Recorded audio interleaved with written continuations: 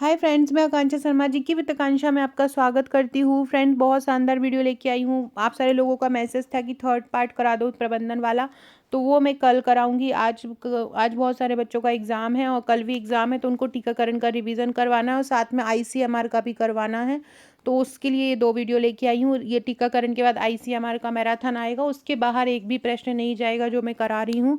फटाफट कराऊंगी super fast तरीके से, क्योंकि अभी समय ही नहीं है आप लोगों के पास, स्पेशली बेचारी जिन लड़कियों का भी जल्दी एग्ज़ाम है। तो चलिए स्टार्ट करते हैं। सबसे पहले जिनका भी एग्ज़ाम आज है, कल है, बेस्ट ऑफ लक। आप सभी का एग्ज़ाम अच्छा हो, मैं भगवान से दुआ करती हूँ। जिन लोगों ने भी बहुत दिल से मेहनत करी हो, सारे लोगों का सिलेक्शन हो। और बिल्कुल भी शांत माइंड से एग्ज़ाम देने जाइएगा, बिल्कुल एग्ज़ाम हॉल में, क्योंकि जाते जाते में ही आप लोगों को इतना परेशान कर लेंगे ना कि ये चेक, आधार कार्ड चेक और आँखें चेक और ये चेक करो, वो चेक करवाओ। तो आपका 1.5-2 घंटा जो आपका जो माइंड जो पजल्ड होगा ना, वो वैसे ही हो जाएगा। तो उसके पहले ही आप इतना खुद माइंड को प्रिपेयर करके जाना कि मतलब ये सारी चीज़ें आपको मतलब आपको पता रहे कि हाँ, ये मेरे साथ होने वाला है। तो वहाँ जाके आप बिल्कुल परेशान ना होना है। तो आधा 1.5 जो 2 घंटे जो वो पहले बुला के जो परेशान करते हैं ना सारे बच्चों को, आधे से ज़्यादा उन लोगों के एग्ज़ाम इसलिए बिगड़ जाते हैं। तो इसलिए पहले से ही माइंड में सेट करके जाना और पानी की बोतल साथ में लेके जाना और बिल्कुल कूल माइंड में जाना। ये मत सोचना पेपर कैसे आएगा, क्या आएगा। सबसे पहले मैथ और रीजनिंग वाले उस क्वेश्चन को सॉल्व करना, क्योंकि उससे क्या होगा ना कि वो उस जब आपका पेपर देते देते आपको समय हो जाएगा तो माइंड एकदम से आपका भर जाएगा। मैथ्स और रीजनिंग पहले ही कर लोगे तो क्वेश्चन को याद करने में दूसरा जो टिक लगाने वाला है वो आप बाद में भी कर सकते हो। बाकी उसके लिए मैं कभी सुबह में एक वीडियो बना दूंगी। अभी फ़िलहाल अपन ये टॉपिक कंप्लीट करते हैं ना। सबसे पहले देखते हैं विस्तारित टीकाकरण कार्यक्रम कब आया था। देखो, एक आया था वैश्विक टीकाकरण कार्यक्रम। वैश्विक टीकाकरण कार्यक्रम आया था 1974 में। फिर आया था विस्तारित टीका कार्यक्रम। विस्तारित टीकाकरण कार्यक्रम आया था 1978 में। और सार्वभौमिक टीकाकरण कार्यक्रम आया था 1985 में। सार्वभौमिक टीकाकरण कार्यक्रम जिसको हम बोलते हैं यूआईपी, ये कब आया? 1985 में। वैश्विक टीका कार्यक्रम जिसको हम बोलते हैं जीआईपी, ये आया 1974 में। और विस्तारित टीका कार्यक्रम जिसको हम बोलते हैं ईआईपी, ये आया 1978 में। तीनों याद रखना, 1974, 78 और 85, ठीक है। इसके अलावा 1978 में जब विस्तारित टीकाकरण आया था तो बीसीजी, डीपीटी, ओपीवी और टाइफाइड वैक्सीन को शामिल कर लिया था शहरी क्षेत्र में। वर्तमान में टाइफाइड वैक्सीन टीकाकरण कार्यक्रम में नहीं है, लेकिन जब विस्तारित टीकाकरण कार्यक्रम आया था तब इसको शामिल कर लिया था। टीटी की वैक्सीन को 1983 में लिया गया, ठीक है। टी से देखो, टी से टीटी हो रहा है और टी से ही 83 हो रहा है। टी से ही 83, टी से टीटी, टीटी याद हो जाएगा। 1985 में खसरे को शामिल कर लिया और टाइफाइड को हटा दिया। अब विस्तारित टीकाकरण कार्यक्रम जब आया था 1978 में, उस समय टाइफाइड की वैक्सीन को शामिल कर लिया था। उस समय खसरे की वैक्सीन नहीं थी। लेकिन 1985 में जो टाइफाइड का वैक्सीनेशन नहीं किया जाने लगा, मतलब उसको हटा दिया गया और उसकी जगह खसरे को शामिल किया। देखो, याद रखना, ये एमएमआर नहीं है, केवल खसरा है। ये एमएमआर जो मम्स, मीजल्स, रूबेला वैक्सीन होती है, ये वो नहीं है, ओनली खसरा है। खसरे की वैक्सीन को कब शामिल किया? 1985 में किया। तो ऐसे याद रखो, जब जब हम खांसते हैं ना तो हमसे कोई भी चीज़ पचती नहीं है। जब हम कोई चीज़ खांसते हैं, जब खांसते हैं तो हमारा पूरा खाना जो क्या होता है, बाहर निकल जाता है। तो 85 से क्या हो जाएगा? पचता नहीं है। 1990 में विटामिन ए का प्रोफिलैक्सिस कार्यक्रम आरंभ हुआ था। 1990 से ही विटामिन ए की वैक्सीन दी जाने लगी थी। और 1970 में विटामिन ए का कार्यक्रम, विटामिन ए का जो विटामिन ए नियंत्रण कार्यक्रम भी 1970 से आरंभ हो गया था। और विटामिन ए की वैक्सीन को कब से दिया जाने लगा? 1990 से दिया जाने लगा। ओरल ही दी जाती है ये, ओरल मतलब मौखिक दी जाती है। और सबसे पहले ये शुरुआत में जब दी जाती है तो खसरे की वैक्सीन के साथ दी जाती है। सबक्यूटेनियस मोड द्वारा ये दे दी जाती है। जब शुरू में दी जाती है, सबक्यूटेनियस मोड मतलब होता है चमड़ी के नीचे। अभी आगे इसके बारे में मैं बताऊंगी। इसके अलावा स्वतः अक्षम सिरिंज को टीकाकरण कार्यक्रम में कब शामिल किया गया? 2002 में। स्वतः अक्षम सिरिंज का मतलब होता है ऐसी इंजेक्शन वाली ऐसी सिरिंज जो अपने आप ही खराब हो जाती है। पता अपन को नहीं, अपन सोचें, चेक करें, ऐसा नहीं, ऑटोमेटिकली पता चल जाता है कि ये खराब हो गई है। मीजल्स वैक्सीन को 1985 से, लेकिन उसकी दूसरी खुराक जो हुई थी, पहली खुराक जो दी जाती है 16 से 18 महीने में, वो तो पहले ही हो गई थी, लेकिन इसकी दूसरी खुराक जो हुई थी उसकी शुरुआत हुई थी 2010 में। हेपेटाइटिस बी वैक्सीन की शुरुआत कब से हुई थी? 2002-3 में हो गई थी क्षेत्रीय स्तर पर, लेकिन पूरे देश में इसकी शुरुआत कब हुई थी? 2009-10 से पूरे देश में इसकी शुरुआत हो गई थी। जो खसरे की पहली खुराक 9 महीने में दी जाती है और दूसरी 16 से 24 महीने में दी जाती है। दूसरी जो 16 से 24 महीने में दी जाती है उसकी शुरुआत कब हुई थी? 2010 में हुई थी। बात करते हैं पेंटावैलेंट वैक्सीन की। पेंटावैलेंट वैक्सीन जो दी जाती है 6वें, 10वें और 14वें सप्ताह में दी जाती है। इसमें डीपीटी वैक्सीन दी जाती है।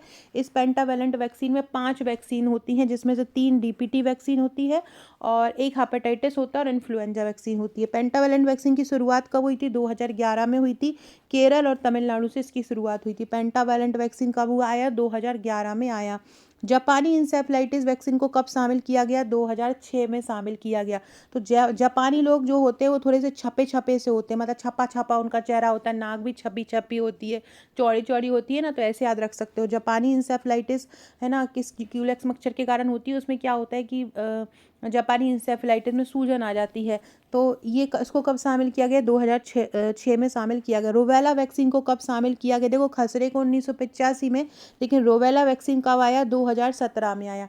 जब किसी को सताते हो तो व्यक्ति रोने लगता है, तो रोबेला से रोना और 2017 से सताना।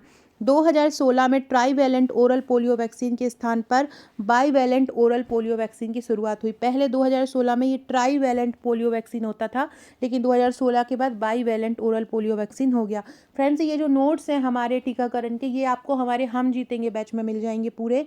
कल मैंने एक बाल विकास वाला थ्योरी पढ़ाई थी, वो भी आपको वहीं मिल जाएगा। ये सारे नोट्स भी आपको वहीं मिल जाएंगे, बहुत ईजिली आप इनसे रिविजन कर सकते हो।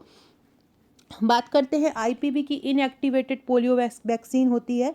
इनएक्टिवेटेड पोलियो वैक्सीन का मतलब होता है निष्क्रिय polio vaccine. Inactivated polio vaccine को हम क्या बोलते हैं? निष्क्रिय पोलियो वैक्सीन हम इसको बोलते हैं। इसकी शुरुआत कब हुई थी? नवंबर 2015 में हुई थी, लेकिन इसको 2016 में विस्तारित किया था, तो इसको 2016 से ही माना जाता है। इनएक्टिवेटेड पोलियो वैक्सीन को कब से माना जाता है? 2016 में, और 2016 में ही रोटा वायरस की शुरुआत हुई थी। ठीक है, याद रखिएगा। जापानी इंसेफ्लाइटिस को जो बनाया जाता है उस वैक्सीन को, उसमें फास्फेट बफर घोल का उपयोग किया जाता है। जापानी इंसेफ्लाइटिस वैक्सीन में जिस घोलक का उपयोग किया जाता है उसमें किसका किया जाता है? फास्फेट बफर घोल का किया जाता है। क्यूलेक्स मच्छर के काटने से हो जाती है, और इसको जो दिया जाता है 9 से 12 महीने में इसको दिया जाता है, और सब क्यूटेनियस मोड पर दिया जाता है। बाईं ऊपरी भुजा पे दिया जाता है। सब क्यूटेनियस मतलब होता है ऊपरी चमड़ी के नीचे जो होता है वो, उसको हम सब, जहाँ पर भी सब लग जाता है, सब का मतलब ही होता है नीचे, उपत्वचीय मतलब चमड़ी के नीचे। और कहाँ पे दी जाती है? भुजा में दिया जाता है, चमड़ी के नीचे दिया जाता है और बाईं भुजा में दिया जाता है। ठीक है, तो ऐसे याद रखना। जापानी लोग जो है बाई रखते थे, और बाई किसकी रखते थे? एससी की रखते थे। जापानी लोग क्या रखते थे? जापानी लोग बाई रखते थे, और बाई किस कैटेगरी की रखते थे? एससी कैटेगरी की रखते थे। तो एससी से याद रखना सब क्यूटेनियस मोड, बाई से याद रखना बाई वहाँ, और जापानी लोग रखते थे। ठीक है, याद रखना। बात करते हैं अपन बीसीजी की। बीसीजी को हम बैसिलस कैलमेट ग्यूरिन कहते हैं। जो ये किसके लिए होता है? ये तपेदिक के लिए आती है। तपेदिक मतलब क्या होता है? टीवी के लिए ये वैक्सीन दी जाती है। इसको जन्म के तुरंत बाद देने की सलाह दी जाती है, मतलब जन्म के 24 घंटे के अंदर इसको दिया जाता है। ठीक है, बीसीजी वैक्सीन को किस मोड द्वारा दिया जाता है? आईडी मोड द्वारा बीसीजी वैक्सीन को दिया जाता है। बीसीजी वैक्सीन को किस मोड द्वारा दिया जाता है? तो जो बीसीजी वैक्सीन है उसको आईडी मोड द्वारा दिया जाता है, मतलब इंट्राडर्मल मोड द्वारा दिया जाता है। इंट्राडर्मल मोड द्वारा दिया जाता है। इंट्राडर्मल जो मोड होता है वो 5 से 25 डिग्री एंगल पर बनता है। मतलब ये आईडी मोड जो दी जाती है, आईडी मोड से जो इंजेक्शन दिया जाता है वो कितने डिग्री पर लगाया जाता है? जो आईडी मोड वाला इंजेक्शन है वो 5 से 25 डिग्री पर दिया जाता है। बीसीजी की जो वैक्सीन बनाई जाती है उसमें NaCl घोल का उपयोग किया जाता है। जैसे कि अभी आपने पढ़ा, जापानी इंसेफ्लाइटिस वैक्सीन जब बनाते हैं तो उसमें फास्फेट बफर घोल का उपयोग करते हैं। ऐसे ही जब बीसीजी की वैक्सीन बनाई जाती है तो उसमें सोडियम क्लोराइड घोल का उपयोग करते हैं। ये कहाँ पे लगाई जाती है? बाईं बाह में लगाई जाती है। ये सबसे इम्पॉर्टेंट है।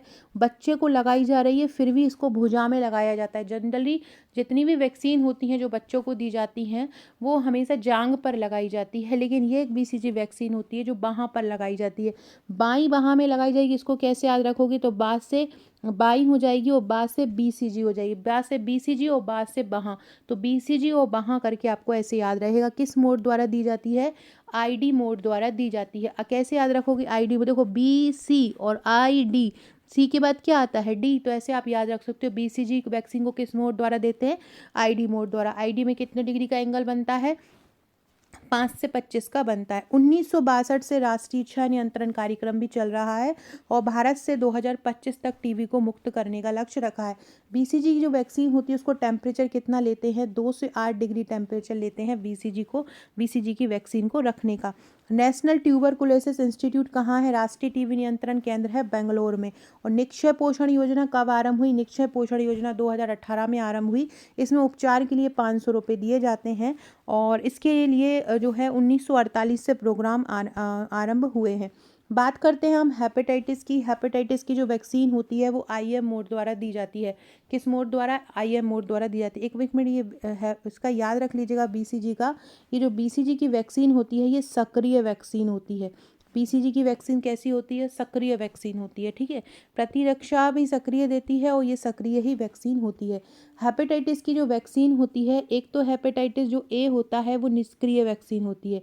हेपेटाइटिस जो A की वैक्सीन होती है वो निष्क्रिय होती है। इसके अलावा एक जो पाई जाती है वो रिकॉम्बिनेट वैक्सीन होती है जो कि हेपेटाइटिस की B वाली वैक्सीन होती है, ठीक है। तो इसको हम निष्क्रिय वैक्सीन बोल सकते हैं। हेपेटाइटिस जो वैक्सीन दी जाती है उसके किस मोड द्वारा दी जाती है, IM मोड द्वारा दी जाती है। कहाँ पर दी जाती है हेपेटाइटिस वैक्सीन, बाएं जांघ पर दी जाती है। सबसे पहले इसको दिया जाता है जन्म के तुरंत बाद। जन्म के तुरंत बाद मतलब 24 घंटे के अंदर दी जाती है इसकी हेपेटाइटिस की वो पहली खुराक, या हम इसको हेपेटाइटिस 0 बोल सकते हैं। जो उसकी दूसरी खुराक होती है वो 6 सप्ताह में, तीसरी खुराक दी जाती है 10 सप्ताह में और चौथी दी जाती है 14 सप्ताह में। मतलब पेंटावेलेंट वैक्सीन के साथ इसकी दी जाती है। टोटल इसकी 4 खुराकें दी जाती हैं। इसका हेपेटाइटिस को उन्मूलन करने का लक्ष्य कब तक रखा है, 2030 तक इसको उन्मूलन करने का लक्ष्य रखा है। हेपेटाइटिस B वायरस जो होता है शरीर के बाहर 7 दिन तक जिंदा रह सकता है। कितना, हेपेटाइटिस B कितने दिन तक रह सकता है, शरीर के बाहर 7 दिन तक जीवित रह सकता है। ये देखो एक बार और पढ़ लो। हेपेटाइटिस जो वैक्सीन है इसकी शुरुआत कब से हुई थी, 2002-3 से ये सार्वभौमिक टीकाकरण कार्यक्रम के अंतर्गत आने लगी। पहली वैक्सीन कब दी जाती है, जन्म के समय, दूसरी 6वें वीक में, तीसरी 10वें वीक में और चौथी 14वें वीक में दी जाती है पेंटावेलेंट वैक्सीन के साथ। इसको किस मोड द्वारा दिया जाता है, IM मोड द्वारा दिया जाता है। कितने डिग्री पर, 90 डिग्री पर। कौन सी वैक्सीन होती है, अगर हेपेटाइटिस A है तो निष्क्रिय वैक्सीन है, हेपेटाइटिस BC है तो रिकॉम्बिनेंट वैक्सीन है। कहाँ पे दिया जाता है हेपेटाइटिस B को, बाएं मध्य जांघ पर दिया जाता है। हेपेटाइटिस B को कहाँ पे दिया जाता है, बाएं मध्य जांघ पर। तो हेपेटाइटिस और कैसी वैक्सीन होती है, निष्क्रिय, भी मैंने बताया। हेपेटाइटिस वैक्सीन कहाँ दी जाती है, बाएं मध्य जांघ पर दी जाती है। तो बाएं मध्य जांघ पे ऐसे याद रखो कि हेपेटाइटिस से याद रखो पेट, और ये कैसी वैक्सीन है, मैंने वही बताया, निष्क्रिय वैक्सीन होती है। तो ऐसे याद रखो, जो पेट में मेरे कुछ चला जाता है ना, मेरे पेट में बहुत ज़्यादा खा लेती हूँ तो मैं कैसी हो जाती हूँ, एकदम निष्क्रिय सी हो जाती हूँ, मुझसे कोई काम करते ही नहीं बनता है। तो मुझे किसको बुलाना रहता है, मुझे बाई को बुलाना रहता है। तो मुझे किसको बुलाना रहता है, जब मेरे पेट में कुछ चला जाएगा तो मुझे बाई को बुलाना रहेगा। तो हेपेटाइटिस निष्क्रिय वैक्सीन है, मैं निष्क्रिय हो जाती हूँ तो मुझे किसको बुलाना पड़ता है, बाई को बुलाना पड़ता है, क्योंकि पेट में मेरे प्रॉब्लम हो गई। तो हेपेटाइटिस से पेट याद रखना, ठीक है, और बाई मध्य जांघ याद रखना। पोलियो जो वैक्सीन होती है 2 प्रकार की होती है। एक होती है इनएक्टिवेट पोलियो वैक्सीन, एक होती है ओरल पोलियो वैक्सीन। ये कैसी वैक्सीन होती है, ये सक्रिय होती है। जितने, अगर कोई भी दवाई अगर ओरल दी जा रही है तो वो सक्रिय ही मानी जाती है, मतलब सक्रिय ही होती है, मानी क्या जाती है। कोई भी वैक्सीन अगर ओरल दे रहे हैं तो वो सक्रिय ही होती है। ये 2 प्रकार की होती है, एक इनएक्टिवेटेड पोलियो वैक्सीन होती है, एक ओरल पोलियो वैक्सीन होती है। इनएक्टिवेटेड मतलब क्या होता है, निष्क्रिय। इनएक्टिवेटेड मतलब क्या होता है, निष्क्रिय। और OPV मतलब क्या होता है, सक्रिय। सक्रिय जो ओरल दी जा रही है, और निष्क्रिय जो कि हम ID मोड द्वारा दे रहे हैं, ठीक है। सक्रिय हम किस मोड द्वारा दे रहे हैं, ID मोड द्वारा दे रहे हैं। तो इसको ऐसे याद रख सकते हो, ID मोड द्वारा। देखो IPV होता है, IPV होता है, या हम इसको FIPV बोलते हैं, FIPV भी बोलते हैं। FIPV का मतलब क्या होता है, फ्रैक्शनल इनएक्टिवेटेड पोलियो वैक्सीन भी इसको बोलते हैं। तो ऐसा याद कर लो कि FIR के लिए ID की ज़रूरत होती है। FIR के लिए किसकी ज़रूरत होती है, ID की ज़रूरत होती है। तो FIV की वैक्सीन किस मोड द्वारा दी जाती है, ID मोड द्वारा दी जाती है। ठीक है, ये याद रखना। और ओरल पोलियो वैक्सीन तो मौखिक दी जाती है, तो इसका मार्ग आपको याद रखना नहीं है। तो ठीक है, अब बात करते हैं ये कब दी जाती है। पोलियो की पहला जो जो डोज दिया जाता है, 0 डोज दिया जाता है, वो जन्म के समय दिया जाता है। पहला डोज 6वें सप्ताह में, दूसरा डोज 10वें सप्ताह में और तीसरा डोज 14वें सप्ताह में दिया जाता है। 14वें सप्ताह में, 10वें सप्ताह में और 6वें सप्ताह में। इसके बाद तो पहले और कब दिया जाता है, जन्म के तुरंत बाद दिया जाता है। जो निष्क्रिय जो पोलियो वैक्सीन है, उसकी खुराक कब दी जाती है, पहली दी जाती है 6वें वीक, दूसरी दी जाती है 14वें वीक और तीसरी दी जाती है 9वें महीने में। तीसरी कब दी जाती है, 9वें महीने में। 6वें वीक, 14वें वीक और 9वें महीने में दी जाती है। और ओरल की जन्म के समय 6वें, 10वें और 14वें सप्ताह में दी जाती है। जो 10वां सप्ताह है वो इस इनएक्टिवेटेड पोलियो वैक्सीन में नहीं आता है। आईपीवी की कितनी मात्रा दी जाती है, 0.1 ml मात्रा दी जाती है। आईपीवी की कितनी मात्रा दी जाती है, 0.1 ml मात्रा दी जाती है। ओपीवी की कितनी दी जाती है, 2 बूंद दी जाती है। ओपीवी की 2 बूंद दी जाती है और आईपीवी की 0.1 ml दी जाती है। हेपेटाइटिस में आपको बता चुकी हूँ, फिर भी एक बार देख लो। एक क्वेश्चन आता है, निम्न में से कौन सी वैक्सीन जो होती है बहुत ज़्यादा संक्रामक होती है। तो हेपेटाइटिस जो वैक्सीन होती है बहुत संक्रामक होती है, और हेपेटाइटिस रोग बहुत संक्रामक होता है। वैसे बोले इनमें से कौन सा रोग बहुत संक्रामक होता है, वायरस के कारण होता है हेपेटाइटिस, और ये बहुत ज़्यादा संक्रामक होता है। इसको रिकॉम्बिनेंट और निष्क्रिय वैक्सीन भी बोलते हैं। जन्म के तुरंत बाद इसकी 0 खुराक दी जाती है। इसके अलावा इसकी 0.5 ml मात्रा दी जाती है। 90 डिग्री का कोण बनता है। बाई की ज़रूरत होती है, अभी अपन ने पढ़ा, क्योंकि पेट में दर्द होता है, निष्क्रिय होते हैं। और तीनों वैक्सीन 6वें, 10वें और 14वें माह में दी जाती है।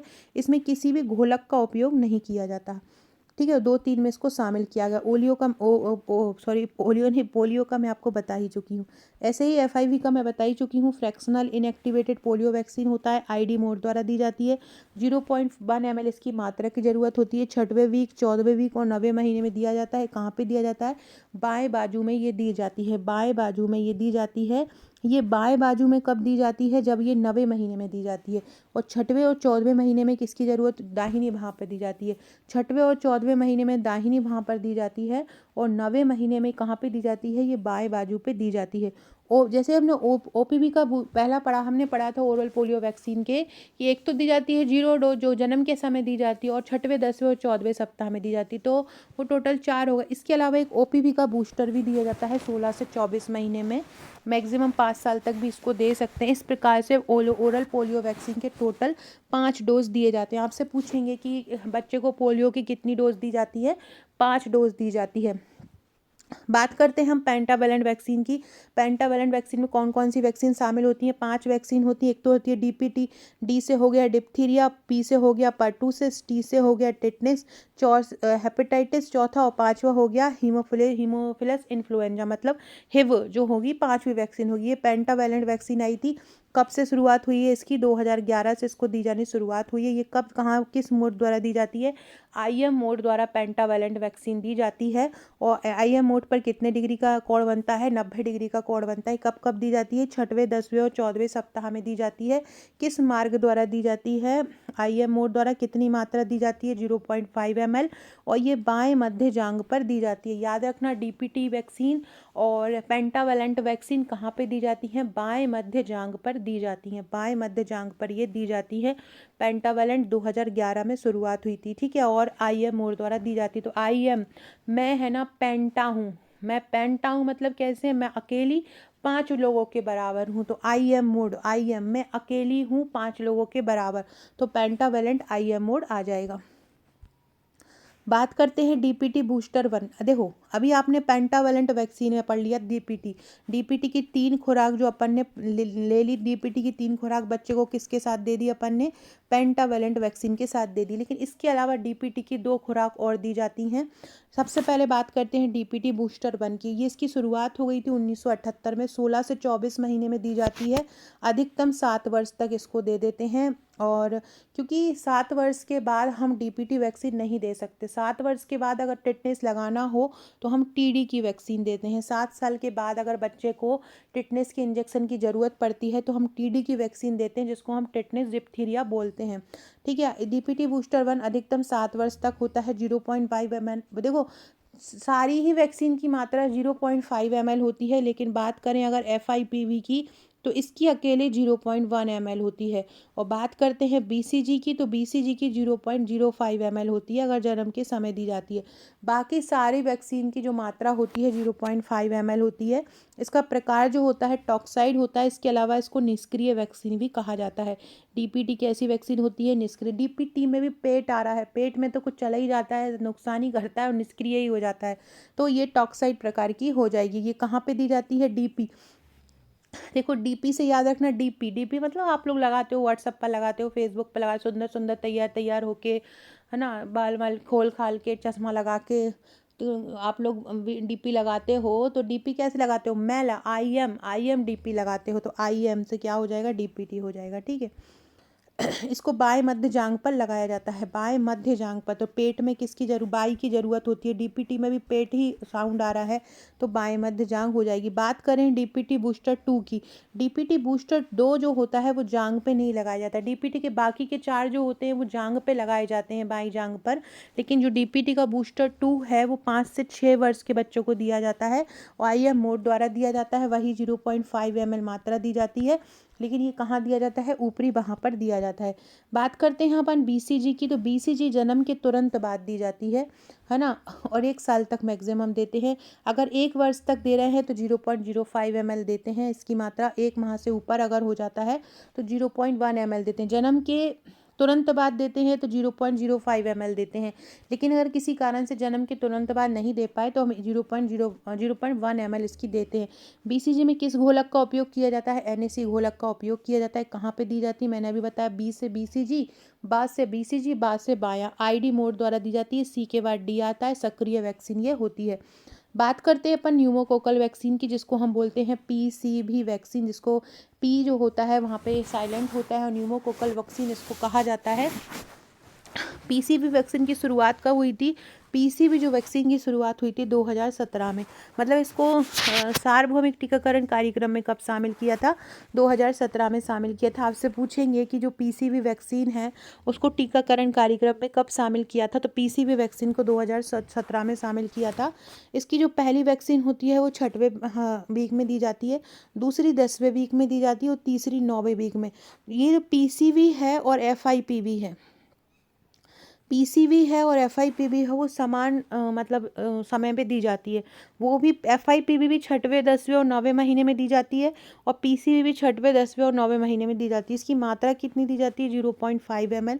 किस मोड द्वारा दी जाती है? IM मोड द्वारा ये दी जाती है। IM मतलब होता है मांसपेशियों में, और ये दाएं मध्य जांघ पर दी जाती है। कहाँ पे? दाएं मध्य जांघ पर दी जाती है। बाकी आपने देखा है DPT वगैरह का सब कहाँ पे दी जाती है? बाई मध्य जांघ पे। लेकिन PCV कहाँ पे दी जाती है? दाई मध्य जांघ पे। तो इसको ऐसे याद रख लो। PCV से आपको पता है निमोनिया, जब मुझे निमोनिया होता है, मुझे सर्दी खांसी होती है ना, तो मैं, है ना, दाई को बुलाती हूँ। दाई को क्यों बुलाती हूँ? क्योंकि दाई जो होती है ना वो काढ़ा वाड़ा बना के मुझे दे देती है, तो मेरी जो निमोनिया होता है वो सही हो जाता है ना। तो PCV वैक्सीन को कहाँ दिया जाता है? दाई मध्य जांघ पर। मोड इसका क्या है PCV का? IM पे कितने डिग्री का कोण बनता है? 90 डिग्री का कोण बनता है। बात करते हैं रोटा वायरस की। रोटा वायरस को टीकाकरण कार्यक्रम में कब शामिल किया गया? 2016 में किया गया। इसकी कब मात्रा दी जाती है? वही जो पेंटावैलेंट वैक्सीन की होती है ना, 6वें 10वें और 14वें सप्ताह में दी जाती है। रोटा वायरस वैक्सीन सक्रिय वैक्सीन है। क्यों? क्योंकि ये तो ओरली दी जाती है। ओरल जितनी भी वैक्सीन होती हैं वो सक्रिय होती हैं। 5 बूंद इसकी दी जाती है, मौखिक दिया जाता है, और ये जीवित छींट टीका है, मतलब ये सक्रिय वैक्सीन है। जीवित छींट टीका मतलब सक्रिय वैक्सीन ये होती है। और इसको सबसे पहले याद रखो कि 2016 में आई। इसको 2016 को ऐसे याद रख सकते हो कि सोलू है ना, रोता रोता आया। रोटा रोटा मतलब सोलू रोता रोता है। सोलू नाम का लड़का याद कर लो, रोता रोता आया। जापानी इंसेफ्लाइटिस को 2006 में शामिल किया गया था और 2013 में इसको व्यापक स्तर पर लागू कर दिया गया था कुछ राज्यों में, है ना। इसकी पहली डोज 9 से 12 महीने में और दूसरी 16 से 24 महीने में दी जाती है। इसमें फास्फेट वफर घोल का उपयोग किया जाता है। सब क्यूटेनियस मोड पर दी जाती है। सब क्यूटेनियस मोड पे कोण बनता है 45 डिग्री का। इसको ऐसे याद कर सकते हो कि SC लोग होते हैं उनको 45 डिग्री का आरक्षण दिया जाता है। SC के बच्चों को 45% आरक्षण मिलता है।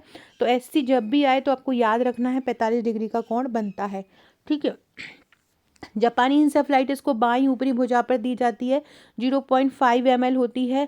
तो बाई मैंने कहा था जापान के यहाँ बाई हैं बहुत अच्छी होती हैं, तो ऐसे याद रखना, बाईं ऊपरी भुजा, जांघ पर नहीं दिया जाता, भुजा पर दिया जाता है। तो जापानी लोगों की बाई जो होती है ना, उनकी भुजाएं बहुत अच्छी अच्छी होती हैं, ऐसे याद कर लेना। और ये किल्ड वैक्सीन होती है। जापानी कैसी है? किल्ड। जापानी लोग मरे हुए नहीं रहते हैं, जापानी लोग जिंदा रहते हैं, ऐसे याद रख लेना, किल्ड नहीं होते हैं।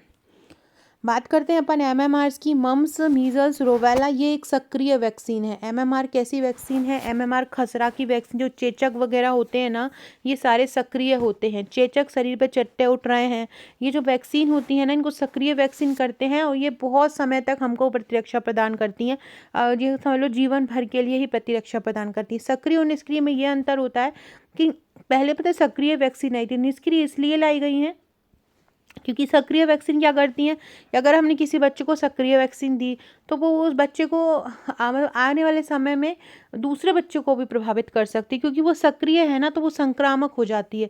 तो कहीं हमने बच्चे को वैक्सीन दी, बाय यूरिन किसी दूसरे बच्चे के पास पहुंच गई, तो इसको रोकने के लिए हमने निष्क्रिय वैक्सीनों की खोज की। निष्क्रिय वैक्सीन बहुत समय तक प्रभावी नहीं होती हैं, जबकि सक्रिय वैक्सीन बहुत समय तक प्रभावी होती हैं। एमएमआर की वैक्सीन सक्रिय वैक्सीन है, ठीक है। मम्मी जो होती है, एमएमआर से याद रखो, मम्मी हमेशा बिल्कुल सक्रिय मोड में रहती है, बेलन लेके मारने के लिए, है ना, तो मारने के लिए तैयार रहती है मम्मी, तो ना मम मतलब सक्रिय, ठीक है। तो एमएमआर सक्रिय, इसको कब शामिल किया गया? 2017 में किया गया था। और जो खसरा अकेले को कब शामिल किया गया था? 1985 में किया गया था। इसका पहला डोज दिया जाता है 9 माह में, दूसरा दिया जाता है 1624 माह में। कब दिया जाता, किस मोड द्वारा दिया जाता है? एमएमआर वैक्सीन को एससी मोड द्वारा दिया जाता है। एससी मतलब सबक्यूटेनियस, मतलब त्वचा के नीचे। और ये कहाँ पे दिया जाता है? दाहिनी भुजा पे दिया जाता है। रोवेला को 3 दिन का मीजल्स भी कहते हैं। और इसमें जो खुराक होता है वो रोगाणुहीन जल का प्रयोग किया जाता है, घोलक के रूप में रोगाणुहीन जल का उपयोग इसमें किया जाता है। फ्रेंड्स, अगर आपको ये नोट्स अच्छे लग रहे हैं और आपका अप्रैल में एग्ज़ाम है तो आप हमारा नोट्स वाला बैच ले सकते हैं, हम जीतेंगे बैच। अप्रैल में एग्ज़ाम है या आपका मार्च लास्ट में एग्ज़ाम है, आप बिल्कुल बहुत शानदार तरीके के हमारे नोट्स हैं, आप पढ़कर एक बारी में रिविज़न कर सकते हैं। इसके अलावा हम बहुत जल्दी एफएसओ का बैच स्टार्ट करने वाले हैं। देखो एफएसओ थोड़ा सा कठिन टॉपिक है, स्पेशली सेकेंड पार्ट जो है, तो उसके लिए हम ट्रिकी बैच स्टार्ट कर रहे हैं, समय लगेगा। एग्ज़ाम जो है इसका दिसंबर में, अभी फॉर्म भरना है, इसके स्टार्ट नहीं हुए। जो उन लोग को भी साइंस स्ट्रीम है, स्पेशली बायोटेक्नोलॉजी है, माइक्रोबायोलॉजी है, और या केमिस्ट्री से एमएससी किए हुए हैं, केमिस्ट्री सब्जेक्ट है, तो वो इसका फॉर्म भर सकते हैं। तो वो लोग मुझे फॉर्म भर कर दीजिए। इसके अलावा हम 15 तारीख से एक आबकारी बैच स्टार्ट कर रहे हैं। आबकारी में विशेषता जो साइंस वाला सब्जेक्ट है वो, और एमपी जीके का प्लस करंट का, ये तीनों का हम बैच स्टार्ट कर रहे हैं 15 से। अभी फ़िलहाल हम टेलीग्राम पर ही स्टार्ट कर रहे हैं। तो जो भी आबकारी की तैयारी कर रहा हो वो मैं एक आपको कमेंट बॉक्स में एक व्हाट्सएप ग्रुप की लिंक दूंगी, तो ज्वाइन कर लीजिएगा। साथ में जो बच्चे एमपीएसआई की तैयारी कर रहे हैं वो भी मुझे व्हाट्सएप कर दीजिएगा। एफएसओ का बैच एमपीपीएससी के थ्रू होगा, ऑफलाइन एग्ज़ाम होगा, बहुत शानदार तरीके से एफएसओ की तैयारी अगर आपको करना चाहते हैं, बिल्कुल सच में ही आपका दिल है कि हाँ मुझे एक अधिकारी की पोस्ट लेना है, तो आप मुझे व्हाट्सएप कर दीजिएगा। बाकी अब मैंने एक और चैनल बनाया। कुछ लोग ऐसा बोल रहे हैं कि मैम हमको केवल वीडियो लेना है, ट्रिक से। अगर आपको, हमने क्या है हमारे बैच में सारे जो टॉपिक हैं वो ट्रिक द्वारा याद करवाएं, हर एक टॉपिक को। तो अगर आपको ट्रिक द्वारा टॉपिक ही पढ़ना है तो आप हमारा केवल, उसमें आपको कोई पीडीएफ कुछ भी नहीं मिलेगा, ओनली वीडियो मिलेंगे। तो आप 199 में चाहें तो हमारा वीडियो वाला बैच भी ज्वाइन कर सकते हैं। उसमें आपको सारे वीडियोस मिल जाएंगे सुपरवाइज़र के, जैसे कि पूरी वैक्सीन के ट्रिकी वीडियो मिल जाएंगे, पूरे अधिनियम के ट्रिकी वीडियो मिल जाएंगे, पूरी योजनाओं के ट्रिकी वीडियो मिल जाएंगे, आईसीएमआर के ट्रिकी वीडियो मिल जाएंगे, ये सारे मिल जाएंगे। लेकिन अगर आपको इन वीडियो के साथ में इस तरह के हैंड रिटन पीडीएफ भी चाहिए है, सारे टॉपिक्स के एमसीक्यू भी चाहिए है, तो आप हमारा हम जीतेंगे बैच ले सकते हैं। और अकेले आपको केवल एमसीक्यू प्लस टेस्ट ही लेना है। टेस्ट तो हमारे हर बैच के साथ मिलता है। अगर आपको केवल एमसीक्यू और टेस्ट ही लेना है, सारे टॉपिक की आपको एमसीक्यू लगाना है, आपको लगाना है, मतलब हर टॉपिक का आपके पास, आपको आपने जैसे आपने सोचा कि यार मुझे मिशन इंद्रधनुष के एमसीक्यू मिल जाए, तो हमने मिशन इंद्रधनुष के 200 एमसीक्यू बनाए। आपको लग रहा है कि यार हमें नर जनन तंत्र के एमसीक्यू मिल जाए, तो हमने 70-80 नर जनन तंत्र के ही बनाए। आपको लग रहा है मादा जनन तंत्र के मिल जाए, तो हमने 70-80 मादा जनन तंत्र के बनाए। इस प्रकार से हमने हर छोटे छोटे टॉपिक के एमसीक्यू बनाए हैं। तो अगर आपको एमसीक्यू और टेस्ट लेना है तो 399 में है। आपको थ्योरी लेना है और टेस्ट लेना है। थ्योरी, टेस्ट, वीडियो टेस्ट सब कुछ लेना है, एमसीक्यू सब कुछ लेना है 499। अगर आपको ये वाला बैच और ये वाला बैच एक साथ लेना है तो 799। इसके अलावा अगर आपको केवल वीडियो वाला बैच लेना है तो आप 199 में ले सकते हो, केवल टेस्ट वाला 199 में ले सकते हैं। बात करते हैं हीमोफिलस इन्फ्लुएंजा, जिसको हम बोलते हैं वो हीमोफिलस इन्फ्लुएंजा को ये एक पेंटावेलेंट वैक्सीन के साथ दी जाती है। ये किसके साथ दी जाती है? जिस पेंटावेलेंट वैक्सीन के साथ बाई जांग पर दी जाती है, मतलब 6वें, 10वें और 14वें सप्ताह पर हीमोफिलस इन्फ्लुएंजा दी जाती है। बात करते हैं अपन टीटी वैक्सीन की। टीटी वैक्सीन जो रहती है बच्चों को दी जाती है, इसकी आजकल टीडी दी जाती है ये। और ये टीडी कब कब दी जाती है? एक तो दी जाती है 10 वर्ष का जब बच्चा होता है, और दूसरा दिया जाता है जब बच्चा 16 साल का होता है। पहली दी जाती है 10 वर्ष में, दूसरी दी जाती है 16 वर्ष में। 0.5 ml मात्रा दी जाती है और कहाँ दी जाती है? दाहिनी भुजा पर दी जाती है। यही स्थिति गर्भवती महिला को होती है। जब अपन गर्भवती महिला को देते हैं ना, तो गर्भवती महिला को भी यही स्थिति पर यही मात्रा में देते हैं। देखो सबक्यूटेनियस जो वैक्सीन होती है, सबक्यूटेनियस वैक्सीन में कौन कौन सी वैक्सीन होती है? देखो इसके अलावा एक जापानी इंसेफ्लाइटिस, ये 4 वैक्सीन ऐसी होती हैं जो सबक्यूटेनियस मोड द्वारा दी जाती हैं। सबक्यूटेनियस मोड पे कितने डिग्री का एंगल बनता है? 45 डिग्री का एंगल बनता है। कैसे याद रखोगे कि ऐसे लोगों को 45 डिग्री का आरक्षण मिलता है। किस किस बीमारी में दी जाती है? खसरा। खसरा कैसी बीमारी है? लाइव मतलब सक्रिय वैक्सीन है। पीला बुखार सक्रिय वैक्सीन है। चेचक सक्रिय वैक्सीन है। और जापानी निष्क्रिय, लेकिन ये भी किस मोड द्वारा दी जाती है? एससी मोड द्वारा दी जाती है। तो ये 4 ऐसी वैक्सीन है जो एससी मोड द्वारा दी जाती हैं। खसरा, पीली बुखार, चेचक, जापानी इंसेफ्लाइटिस। जो आईडी मोड द्वारा कौन सी दी जाती है? एक तो बीसीजी दी जाती है और एक आईपीवी दी जाती है। मैंने आपको इसको याद करवाया था कि बीसी के बाद क्या आता है? डी, तो इसको ऐसे याद रखना। और इसको हम एफआईपी भी बोलते हैं। तो जब हम एफआईआर कराने जाते हैं तो किसकी ज़रूरत होती है? आईडी की ज़रूरत होती है। तो ऐसे याद रख सकते हो कि बीसीजी और आईपीवी को आईडी की ज़रूरत होती है। बीसीजी कैसी वैक्सीन है? लाइव वैक्सीन है। और आईपीवी कैसी वैक्सीन है? आईपीवी निष्क्रिय या किल वैक्सीन है। निष्क्रिय या किल वैक्सीन है आईपीवी। ये देखो इसका एक चार्ट भी है। ओरल पोलियो वैक्सीन, ओरल कौन कौन सी वैक्सीन दी जाती है? एक तो ओपीवी दी जाती है और दूसरी रोटा वायरस। रोटा वायरस की कितनी बूंद दी जाती है? 5 बूंद दी जाती है। ओरल पोलियो वैक्सीन की कितनी बूंद दी जाती है? 2 बूंद दी जाती है। आईएम मोड द्वारा कौन कौन सी दी जाती है? डीटीपी की डीपीटी की दी जाती है। Hepatitis A, hepatitis B, HPV जो होता है, HIV, PCV7, इन्फ्लुएंजा। ठीक है। इसके अलावा सबक्यूटेनियस मोड द्वारा मीजल्स दी जाती है, चेचक दी जाती है, येलो फीवर दिया जाता है। इंट्राडर्मल मोड द्वारा BCG दी जाती है और IPV दी जाती है। इसके अलावा ये इनके एंगल हैं। IM का एंगल कितने का बनता है? 90 डिग्री का बनता है। ठीक है। SC का कितना बनता है? 45 डिग्री का बनता है। और ID का कितना बनता है? 5 से 25 डिग्री का ID का बनता है। बात करते हैं अपन टीके के प्रकार के, कि टीके के प्रकार क्या होते हैं। देखो सबसे पहले निष्क्रिय टीका देते हैं, जिनमें निष्क्रिय रोगाणु का प्रयोग किया जाता है। अल्कोहल वगैरह से मार दिया जाता है उसको जीवों को, और फिर उसका वैक्सीन के लिए उपयोग किया जाता है। पोलियो, काली खांसी, rabies, hepatitis A, flu, typhoid, ये क्या होती हैं? निष्क्रिय वैक्सीन होती हैं। टाइफाइड का जो टीका होता है, टाइफाइड का टीका जो होता है वो निष्क्रिय भी होता है और सक्रिय भी होता है, दोनों प्रकार का होता है। यदि देखो 2 प्रकार के लोग होते हैं, यदि किसी को टाइफाइड का केवल संक्रमण हो, टाइफाइड हुआ नहीं हो लेकिन लग रहा हो कि हाँ इसको हो सकता है, तो हम उसको निष्क्रिय वैक्सीन देंगे। लेकिन अगर उसको संक्रमण है ना, संक्रमण हो गया है, तो हम उसको कौन सी वैक्सीन देंगे? तो हम उसको सक्रिय टाइफाइड की वैक्सीन देंगे। ठीक है। इसके संयुक्त टीके को हम टैप बोलते हैं। TAV का फुल फॉर्म क्या होता है? टाइफाइड पैराटाइफाइड वैक्सीन होती है। टाइफाइड पैराटाइफाइड वैक्सीन हम इसको बोलते हैं। रेबीज का टीका कैसा होता है? रेबीज का टीका निष्क्रिय टीका होता है। इसको कैसे याद रख सकते हो? रेबीज का टीका निष्क्रिय टीका है कि बीज है, रेबीज में क्या है? बीज है। बीज मेरे पेट में चला गया। बीज कहाँ चला गया? मेरे पेट में चला गया। तो मेरा पेट कैसा हो गया? निष्क्रिय हो गया। हेपेटाइटिस में भी पेट और रेबीज में भी बीज पेट में चला गया। सक्रिय टीके वो होते हैं जिनमें हम कमज़ोर जीवाणु का उपयोग या जीवित जीवाणु का उपयोग करते हैं। इसका उपयोग खतरनाक बीमारी के इलाज में किया जाता है, जैसे कि MMR, खसरा, मतलब ऐसे रोग जिनमें मोस्टली चकते पड़ जाते हैं ना, वो जीवित वैक्सीन होती हैं। BCG जो होता है जीवित वैक्सीन होता है BCG, तो ऐसे याद रखना BCG सक्रिय वैक्सीन है BCG। तो BCG से याद रखो छत्तीसगढ़, BCG से याद रखो छत्तीसगढ़। मैं छत्तीसगढ़ गई थी जीवित होने के लिए, मैं छत्तीसगढ़ में गई थी जीवित रहने के लिए। ठीक है, इसके अलावा रोटा वायरस क्या ओरल दी जाता है, तो ओरल वैक्सीन क्या होती है, सक्रिय वैक्सीन होती है। पीलिया जो होता है वो भी सक्रिय होता है, MMR भी सक्रिय होता है।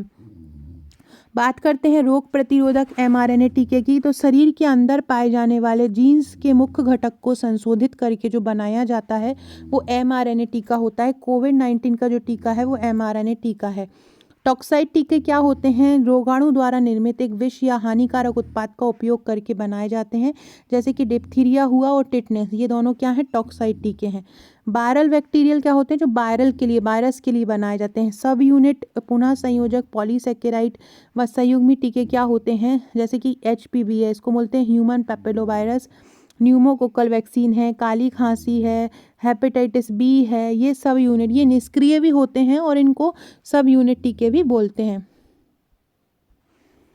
देखो ये सारी सक्रिय वैक्सीन है। BCG मैं छत्तीसगढ़ गई थी जीवित होने के लिए।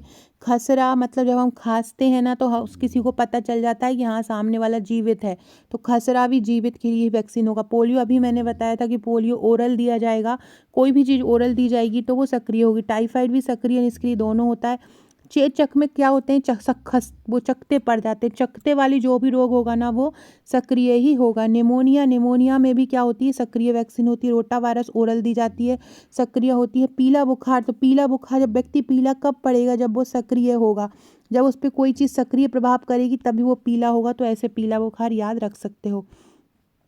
इसके अलावा काली खांसी, रेबीज, हेपेटाइटिस, फ्लू और पोलियो सक्रिय भी होता है निष्क्रिय भी होता है, पता ही है। सक्रिय वाले की खोज किसने की थी, सक्रिय वाले की खोज की थी सोविन ने सक्रिय पोलियो वैक्सीन की खोज किसने की थी, सोविन ने की थी। और निष्क्रिय पोलियो वैक्सीन की खोज किसने की थी, साल्क ने की थी। दोनों ही याद रखिएगा। काली खांसी निष्क्रिय होती है क्योंकि DPT वैक्सीन के साथ होती है। रेबीज बीच में पेट में बीच चला गया, निष्क्रिय हो गया। हेपेटाइटिस भी निष्क्रिय होगा। ठीक है, तो ये याद रखिएगा। एक बार ये देख लो जल्दी से फुल, कौन सा टीका कहाँ लगाया जाता है। हेपेटाइटिस B कहाँ लगाया जाता है, पेशियों में लगाया जाता है, IM मोड पे लगाया जाता है। पोलियो खुराक ओरल दी जाती है। BCG ID मोड पर दिया जाता है। IFIP काय में दिया जाता है, ID मोड से दिया जाता है। PCV किस मोड पे दी जाती है, PCV मतलब pneumococcal conjugated vaccine IM mode से दी जाती है। पेंटावैलेंट वैक्सीन भी IM मोड से दी जाती है। पेंटावैलेंट में diphtheria, tetanus, pertussis, hepatitis, Haemophilus influenza type B शामिल होता है। अगला है रोटा वायरस कब की जाती है, ओरल दी जाती है। TD जो वैक्सीन होती है, टिटनेस, डिप्थीरिया, ये भी कैसा दिया जाता है, इंट्रामस्कुलर। DPT वैक्सीन भी कैसी दी जाती है, इंट्रामस्कुलर दी जाती है। MR वैक्सीन कैसी दी जाती है, सबक्यूटेनियस दी जाती है, चमड़ी के नीचे बसा में भेजा जाता है। गर्भवती महिलाओं को TD1 दी जाती है, मांसपेशी में ऊपरी वहाँ पर। TD2 भी मांसपेशी मतलब IM मोड पर ऊपरी वहाँ पर। और यदि बच्चे में 3 साल से कम का अंतर हो दूसरे बच्चे में तो TD का बूस्टर दिया जाता है। टिटनेस के 2 टीकों के बीच 4 सप्ताह का अंतर होना चाहिए और टिटनेस के टीकों को फ्रिज के अंदर नहीं रखना चाहिए। टिटनेस के टीकों को क्या है, फ्रिज के अंदर नहीं रखना चाहिए। देखिए फ्रेंड्स, ये हमारा हम जीतेंगे बैच है। इसमें आपको प्रैक्टिस भी मिलेगी, इसमें आपको थ्योरी भी मिलेगी, MCQ भी मिलेंगे, वीडियो लेक्चर ट्रिक के साथ मिलेंगे। वीडियो लेक्चर किसके साथ मिलेंगे, ट्रिक के साथ मिलेंगे। पूरे वीडियोस, हर वीडियो की ट्रिक मिलेगी। जैसे ही मैंने ये फटाफट करवाई है वैक्सीन, हमारे यहाँ जो हमारे हम जीतेंगे बैच के जो वीडियो लेक्चर्स मिलेंगे आपको वैक्सीनेशन के, तो वैक्सीनेशन के उसको करीब आपको 4 पार्ट मिलेंगे। अलग अलग पार्ट में पूरा सारा बहुत अच्छे से ट्रिक द्वारा करवाया गया है। तो अगर आप हम जीतेंगे बैच लेना चाहते हैं तो 499 में ले सकते हैं। इसमें सारी थ्योरी भी आपको मिल जाएगी जो मैं पढ़ा रही हूँ और MCQ भी मिल जाएंगे। अकेले आपको अगर हमारा MCQ बैच लेना हो, आपके सारे टॉपिक तैयार हों, आपके नोट्स भी तैयार हों, केवल आपको अभी आपका रिसेंटली एग्ज़ाम हो 4-8 दिन में, तो आपको ज़्यादा से ज़्यादा MCQ लगाना है तो आप हमारा हर टॉपिक का MCQ बैच ले सकते हैं। इसके साथ आपको टेस्ट बैच भी मिलता है जहाँ पर शाम से ही टेस्ट लगाना स्टार्ट कर देते हैं बच्चे, MCQ की प्रैक्टिस करना स्टार्ट कर देते हैं, तो बहुत ईजीली आप इसकी प्रैक्टिस कर सकते हैं। इस प्रकार की ई बुक मिलती है, जैसे अधिनियम के आपको 2000 प्लस MCQ मिलेंगे। इसके बाहर कुछ भी नहीं जाएगा, बस आपको यही करना है। इसके अलावा प्रबंधन के आपको ये सारे टॉपिक के 1000 प्लस MCQ मिलेंगे। इसके बाहर एक भी प्रश्न नहीं जाएगा, आपको यही करना है। MPSI आपका आबकारी परीक्षक ट्रिकी बैच हम जल्दी ही आरंभ करने वाले हैं। विटामिन के भी हमने 200 प्लस MCQ दिए हैं, उसके बाहर क्या ही जाएगा, कुछ नहीं जाएगा, बस आपको यही करना है, ठीक है। इसके अलावा फूड सेफ्टी ऑफिसर की जो तैयारी कर रहे हैं वो भी हमारा बैच ले सकते हैं। ये महाविभागीय योजना है, महा रिवीजन है, इसमें सारे विभाग की योजनाओं का आपको MCQ है। लेकिन आपको इसके अलावा अगर आपको सारे विभागों की योजनाओं की थ्योरी भी लेना है, सारे विभागों की योजनाओं की आपको वीडियो भी लेना है, तो आप हमारा वो हम जीतेंगे बैच कर सकते हैं। और अकेले MCQ लेना है तो आप हमारा MCQ बैच अकेले ज्वाइन कर सकते हैं। ये सारे MCQ आपको यहीं पर ही मिल जाएंगे। मैंने आपको बताया कि अभी हम एक और चीज़ स्टार्ट की है वीडियो की। बहुत सारे लोग केवल वीडियो की डिमांड कर रहे हैं कि हमें अकेले ट्रिकी वीडियो मिल जाए, तो जो हमारे बैच की जो ट्रिकी वीडियो है अकेले उनको अकेले लेना, जिसमें कोई भी थ्योरी नहीं मिलेगी, कोई भी MCQ नहीं मिलेंगे, 199 में मिल जाएगा। और केवल टेस्ट अकेले लेना है तो टेस्ट भी अकेले 199 में मिल जाएंगे। जो भी आप लेना चाहते हैं मुझे व्हाट्सअप कर सकते हैं। अब बात करते हैं IM मोड मतलब मांसपेशी के अंदर, इंट्राडर्मल मतलब त्वचा के अंदर, सबक्यूटेनियस मतलब चमड़ी के नीचे, ठीक है। इसके अलावा मात्रा किस किस की कितनी दी जाती है? हेपेटाइटिस बी की 0.5 ml, पोलियो की 2 बूंद, BCG की जन्म के समय 0.05 ml, 1 माह बाद तो 0.1 ml, रोटा वायरस की 5 बूंद, FIPV की 0.1 ml, बाकी सबकी 0.5 ml है। टीबी को मुक्त करने का लक्ष्य कब तक रखा है? 2025 तक रखा है। टीके को रखने का जो आदर्श तापमान होता है वो 2 डिग्री से 8 डिग्री सेल्सियस होता है, लेकिन जो DPT की वैक्सीन होती है वो 4 से 8 डिग्री सेल्सियस पर रखी जाती है, और जो ओरल पोलियो वैक्सीन होती है वो औसतन -20 डिग्री सेल्सियस पर रखी जाती है। इन तीनों वैक्सीन का अलग अलग ध्यान रखना, बाकी सब सेम ही है, 2 से 8 डिग्री सेल्सियस। स्वास्थ्य केंद्र में प्रशीतक का तापमान 4 से 8 डिग्री सेल्सियस तक होता है। टीकों को हम कितने सप्ताह तक रख सकते हैं? 5 सप्ताह तक टीकों को रख सकते हैं। MMR वैक्सीन को कितने पे रखा जाता है? 2 से 8 डिग्री सेल्सियस पर रखा जाता है। और ओरल पोलियो वैक्सीन की 4 खुराक ये होती है और एक 5वीं बूस्टर खुराक होती है। BCG वैक्सीन को 3 से 4 घंटे से अधिक समय के बाद उपयोग नहीं करना चाहिए। DPT को 2 से 8 डिग्री सेल्सियस पर संग्रह करना चाहिए। आप में से कोई अगर MPPSC मेंस की तैयारी कर रहे हैं तो हमारे मेंस का पैकेज भी ले सकते हैं। ये पेपर 6 का है। सिंगल पेपर भी लेना चाहते हैं तो वो भी आपको मिल जाएगा। देखो ये DPT का टीका मार्ग क्या है? IM। DP किसकी है? मेरी है, तो DP किससे याद हो जाएगा? IM। BCG के बाद C से क्या आ रहा है? D आ रहा है। तो ये हमने हमारे बच्चों को करवाया था। ये जो चार्ट है ना आपको इंस्टाग्राम पर डला हुआ मिल जाएगा, बहुत शानदार चार्ट है, आंगनवाड़ी के कार्यकर्ता द्वारा मुझे प्राप्त हुआ था, तो आप लोग भी इसको इंस्टाग्राम पे डाला है मैंने, आप वहाँ से देख सकते हैं। FIVB को किससे दिया जाता है? ID मोड द्वारा दिया जाता है। तो FIR के लिए किसकी ज़रूरत होती है? ID की। 2016 में इसको वैक्सीनेशन कार्यक्रम में शामिल किया गया था। एक और क्वेश्चन इंपॉर्टेंट आता है कि बच्चे को किस पेशी में इंजेक्शन नहीं देना चाहिए? डार्सोग्लेटियल। किसमें? डार्सोग्लूटियल पेशी में बच्चों को इंजेक्शन नहीं देना चाहिए। किसमें? डार्सोग्लूटियल। इसको ऐसे याद रखो कि बच्चा डरता है, जिससे बच्चा डरेगा उसको उसमें नहीं देना चाहिए। खसरे की वैक्सीन को SC मोड द्वारा दी जाना चाहिए। देखो खसरे में क्या आ रहा है? खस। खसरे में क्या आ रहा है? खस। और जब हम SC लिखेंगे तो उसमें भी सस आ रहा है। कितना डिग्री का एंगल होता है? 45 डिग्री का। और बाहा में ये दिया जाता है। FIPV ID से दी जाता है, अपन ने पढ़ी लिया है। जॉन साल्क ने पोलियो की टीके की सबसे पहले की थी 1955 में की थी, और ये कैसी है? निष्क्रिय है। जोनास साल्क ने बंदर पर प्रयोग किया था। इसके अलावा निष्क्रिय टीका था जोनास साल्क का। सोविन ने किसकी खोज की थी? मौखिक टीके की। मौखिक टीका क्या होता है? सक्रिय होता है। इन्होंने 1962 में सोविन से याद रखो। सोविन क्या होता है?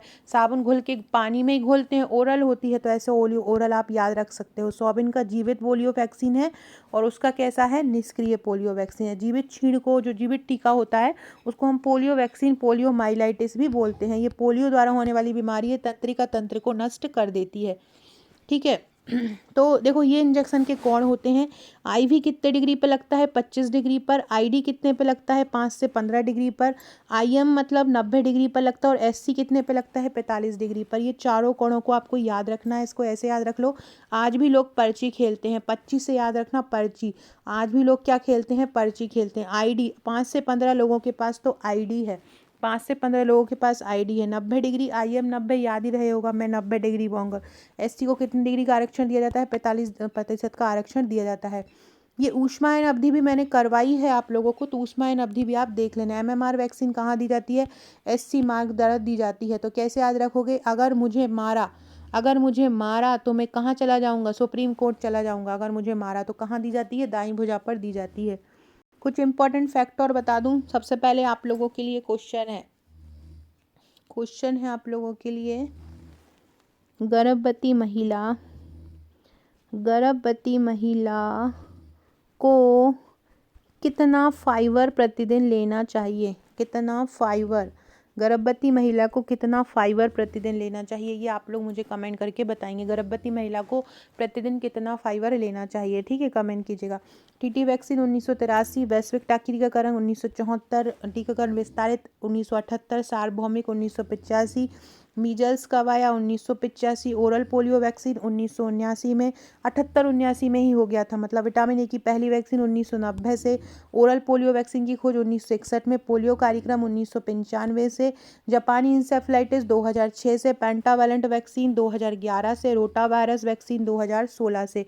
संशोधित टीकाकरण कार्यक्रम आया था 1985 में, वहाँ पर टाइफाइड को हटा दिया और खसरे के टीके को जोड़ दिया। सार्वभौमिक टीकाकरण में कितनी बीमारियों का वर्तमान में होता है, 12 बीमारियों का होता है, पहले 7 का होता था, अब 12 का होता है। इंद्रधनुष कार्यक्रम जो है मिशन इंद्रधनुष, वो उसके लिए भी मैंने अलग से वीडियो बनाया है, अलग से मैंने यूट्यूब पर भी डाला और अलग से टेलीग्राम पर भी डाला, और उसकी PDF थ्योरी भी और उसका MCQ भी है। पोलियो तंत्रिका तंत्र को प्रभावित करता है। 13 जनवरी को पश्चिम बंगाल के हावड़ा में पोलियो का लास्ट केस मिला और फिर उसके बाद 27 मार्च 2014 को ये उन्मूलित हो गया। 24 मार्च को टीकाकरण दिवस मनाते हैं। रूस ने भारत को स्पुतनिक 5 कोविड वैक्सीन दी है। स्पुतनिक विश्व की पहली कोविड वैक्सीन है। जॉनसन एंड जॉनसन वैक्सीन का उपयोग अमेरिका में हुआ कोविड के लिए, भारत में नहीं हुआ। कोवैक्सीन भारत की पहली स्वदेशी रूप जो हमने खुद बनाई थी कोविड के लिए, वो कोवैक्सीन थी। ये भारत की पहली वैक्सीन है और इसको बायोटेक हैदराबाद ने बनाया था 1996 में। कब बनाया? बायोटेक हैदराबाद ने 1996 में बनाया था। 2 से 8 डिग्री सेल्सियस पर इसको रख सकते हैं। इसके अलावा कोविशील्ड बनाई थी, कोवैक्सीन बनाया था बायोटेक ने, और कोविशील्ड बनाया था सीरम इंस्टीट्यूट पुणे ने। सीरम इंस्टीट्यूट पुणे ने कोविशील्ड बनाया था।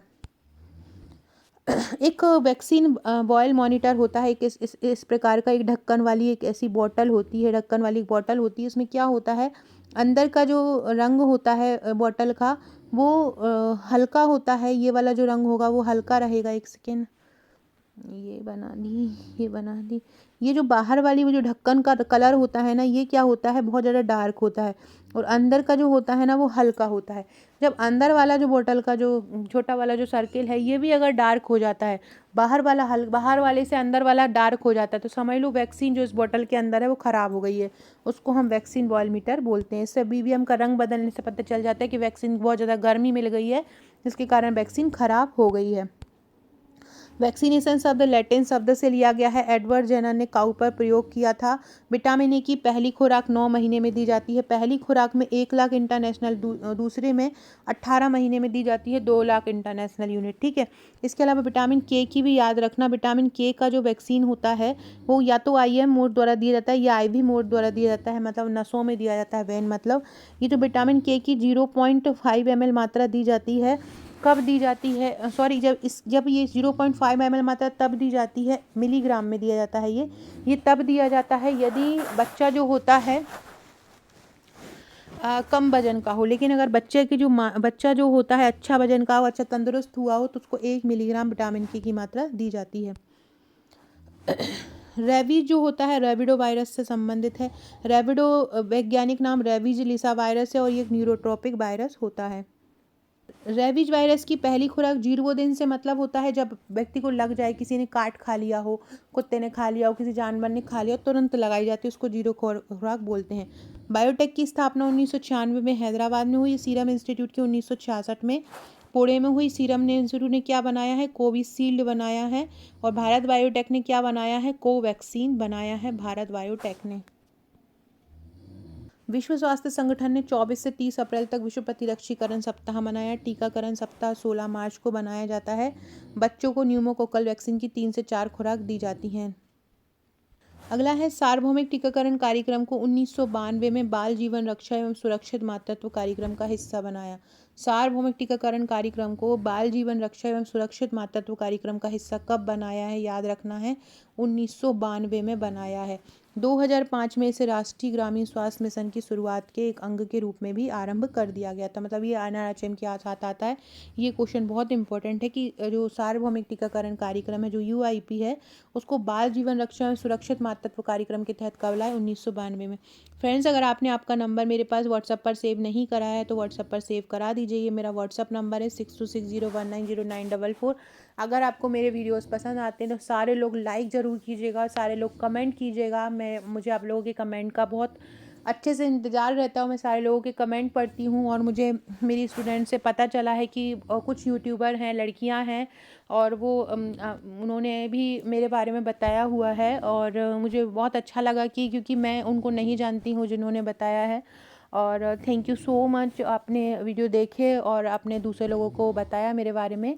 बाकी जिन्होंने मुझे बताया है मैंने उनसे नंबर तो मांगा है, बट अगर आप मेरी वीडियो देख रहे हैं तो आप मुझे पर्सनली भी मैसेज कर सकते हैं।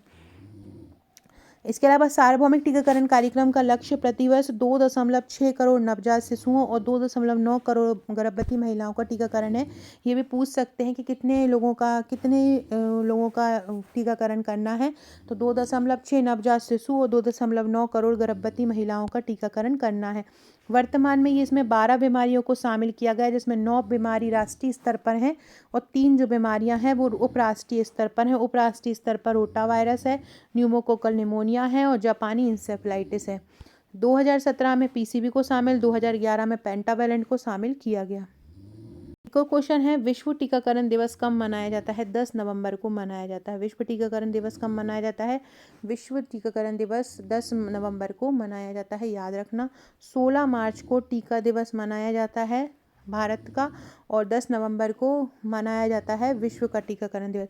ये जो वैक्सीन की खोज करता है, ये मैंने ट्रिक द्वारा, आप अगर चाहें तो आप बेस्ट से ले सकते हैं, बाकी ये मैंने पढ़ा चुकी हूँ, जो इम्पोर्टेंट है। राष्ट्रीय टीकाकरण नीति कब आई थी? ये भी पूछ सकते हैं कि राष्ट्रीय टीकाकरण नीति कब आई थी? राष्ट्रीय टीकाकरण नीति 2011 में आई थी।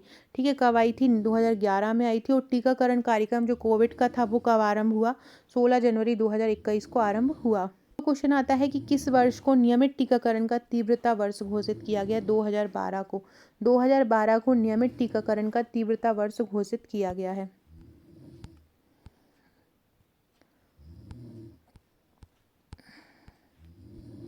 सो फ्रेंड्स, ये था हमारा आज का वीडियो। आशा है आपको वीडियो पसंद आया होगा। वीडियो अच्छा लगे तो लाइक शेयर सब्सक्राइब जरूर कीजिएगा। आकांक्षा 1957 मेरी इंस्टाग्राम आईडी है। अगर आपने मुझे इंस्टा पर फॉलो नहीं किया है तो इंस्टा पर फॉलो कर लीजिएगा। Okay friends, thank you.